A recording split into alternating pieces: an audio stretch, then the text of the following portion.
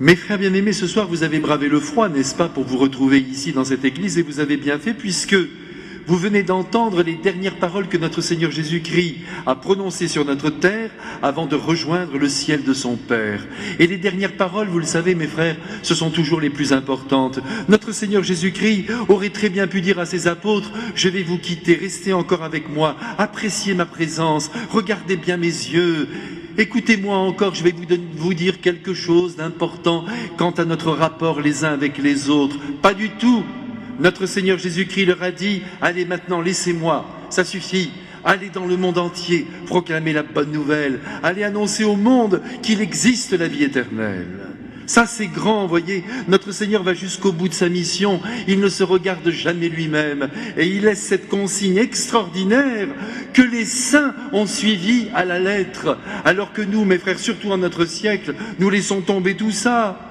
Qui est vraiment préoccupé de l'avenir éternel des êtres qui les entourent? Qui? C'est important, mes frères bien-aimés, de bien entendre cette parole. Allez, marchez, parlez, allez dans le monde entier, partout, proclamez la bonne nouvelle à toute la création. Et puis notre Seigneur ajoute, ça c'est très grand, mais notre temps l'a oublié. Celui qui croira en moi, dit le Christ, bien sûr, et sera baptisé, sera sauvé. Vous vous rendez compte, mes frères, si c'est une grande et bonne nouvelle? Cela ne veut pas dire que tous ceux qui ne croient pas en lui ne seront pas sauvés, mais en tout cas ceux qui croiront en lui et qui seront baptisés seront sauvés. Et Jésus précise, celui qui refusera de croire, non pas celui qui ne croit pas, mais celui qui ne voudra pas croire, sera condamné. Ce sont les paroles de notre Seigneur, ce sont les paroles de notre Dieu. Et c'est ce qui fait que l'Église, depuis 2000 ans, a toujours insisté, à moins que certains ministres perdent les pédales, a toujours insisté pour que les enfants, le plus rapidement possible, soient baptisés. Et que tous les adultes que nous voyons autour de nous aussi reçoivent le saint baptême. C'est essentiel pour le salut. Bien sûr, il faut être fidèle au baptême, ce n'est pas un acte magique, mais enfin la grâce de Dieu est présente dans le cœur d'un être baptisé. Qui n'est pas baptisé ne reçoit pas la grâce du Christ. Il faut soutenir cette doctrine que l'Église croit depuis 2000 ans. Qui n'est pas baptisé peut aimer Dieu, bien sûr, mais quand il le découvre, il le demande, ce baptême, puisque c'est le moyen par lequel la grâce du Christ habite un cœur humain. Aujourd'hui, on est là tranquille face au baptême, on dit c'est pas grave, toutes les religions se valent, bon, l'essentiel c'est un chemin spirituel comme le reste. Ce n'est pas ce que notre Seigneur a dit. Ça lui a coûté sa mort et sa résurrection. Il est venu au milieu des hommes pour que, après lui, des millions d'hommes puissent recevoir la grâce qu'il est venu nous apporter. Encore une fois, c'est son sang qu'il a versé pour que l'eau du baptême descende dans le cœur et le corps humain. Sur ce point, mes frères, il ne faut pas lâcher, sinon on ne voit même pas pourquoi l'Église existerait. Si c'était simplement pour proclamer la vérité, eh bien, tout irait très bien, on pourrait les uns et les autres avancer comme ça dans la vie, en ayant un petit livre et en se laissant guider par la sagesse qu'il contiendrait.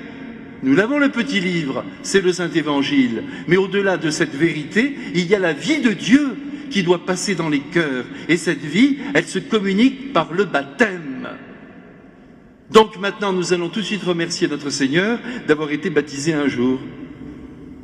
Chacun sa date, qu'importe, Jésus essaie de rejoindre chacun. Mais vous savez, c'est une grâce immense que d'être baptisé. Faut pas oublier de le dire autour de vous, je vous en supplie. Et même des êtres qui se proclameraient athées, dites-leur s'il s'agit de leurs enfants, je t'en supplie, ne bloque pas cette action.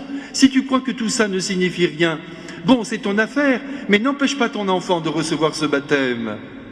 Parce qu'un enfant non baptisé, mes frères, c'est un enfant, je le redis, qui n'a pas la grâce du Christ en lui. Et moi, je ne serais pas fait prêtre s'il n'y avait pas eu cet enjeu. Si on puisse suivre Krishnamurti comme n'importe qui, et en même temps avancer comme ça vers la vie éternelle, eh bien, j'aurais fait autre chose dans ma vie. Je suis convaincu que notre Seigneur Jésus-Christ est la clé de voûte de l'humanité, et que sa vie divine, il la met dans le cœur des hommes par le baptême que le prêtre administre. Et celui qui l'a cru plus que les autres, bien que là les comparaisons ne soient pas toujours très bonnes, c'est bien François Xavier que nous célébrons ce soir, qui était un homme ardent dans sa nature, n'oubliez pas que c'était un Espagnol, ensuite il était ardent dans sa foi, vous allez le voir, et ensuite il était ardent aussi dans ses désirs. Ses désirs d'accomplir la volonté de Jésus. Quand on va le voir, notre Seigneur, vous allez voir comme on va regretter d'avoir été tiède. Je parle pour moi. Pardonnez-moi si je vous mets un peu dans mon sac. Mais on a tous besoin d'être renouvelés dans notre foi. Ce François Xavier, il voit le jour au début du XVIe siècle, en Navarre, à côté de Pampelune. Il va rester là toute son adolescence et puis ensuite il ira à Paris où là il va faire des études extrêmement brillantes. Et il a une chance inouïe, c'est qu'il va fréquenter un saint. Quand on n'a pas eu la chance d'avoir des parents qui étaient saints, ça peut arriver, hein, mais ne vous inquiétez pas, nous avons les parents que nous devons avoir et on s'en sort toujours parce que Jésus récupère toujours tout. Il a eu, lui, la grande chance d'avoir comme compagnon de chambrée Ignace de Loyola, jeune converti bien qu'il ait eu déjà 40 ans. Et ils vont vivre tous les deux dans la même piole à Paris. C'est merveilleux. Et il paraît que le soir, il parlait de l'Évangile. Et puis, François Xavier était émerveillé de voir la foi vibrante, alors là, pour le coup, plus qu'ardente, de saint Ignace de Loyola. Et dans la nuit, très souvent, d'ailleurs, il lui répète cette phrase, « À quoi sert de gagner l'univers si l'on vient à perdre son âme ?»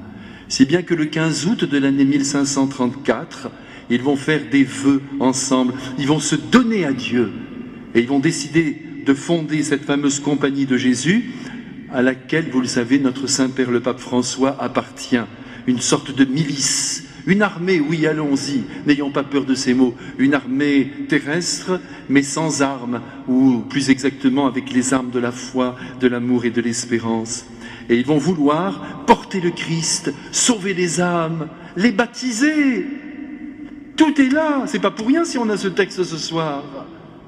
Et François Xavier va s'embarquer tout jeune pour une ville d'abord du Portugal, à Goa, où là il va travailler, il va convertir la ville. Oh là là, mais il est doué, hein, sur le plan humain, mais aussi sur le plan surnaturel. Il a sa foi qui est profonde. Tout se fait avec l'intensité de la foi. Même si vous êtes malade, même si vous n'en pouvez plus, si votre foi est vigoureuse, vous pouvez transporter une montagne dans la mer. C'est une image, bien sûr, on se comprend bien. Et puis après cette ville de Goa, pendant 10 ans, il va travailler à Ceylan, en Inde.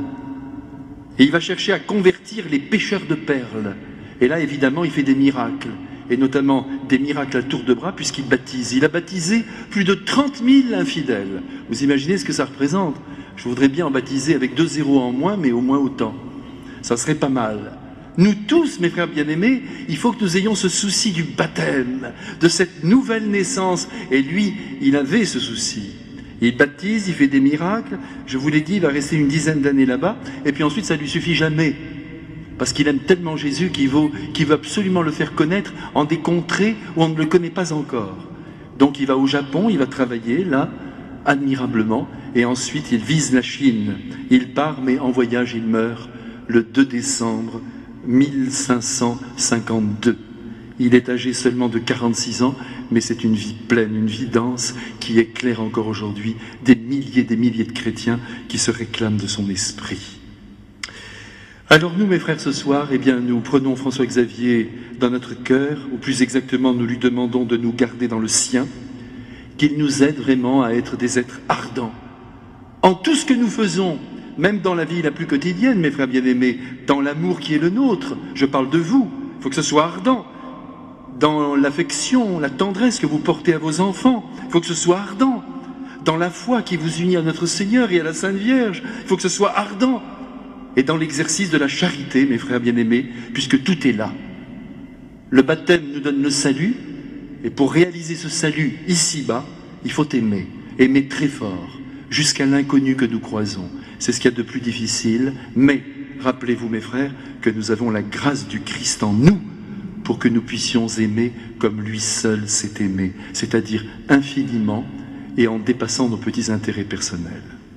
Dans quelques instants, nous allons recevoir celui qui a nourri la vie de François Xavier, notre Seigneur.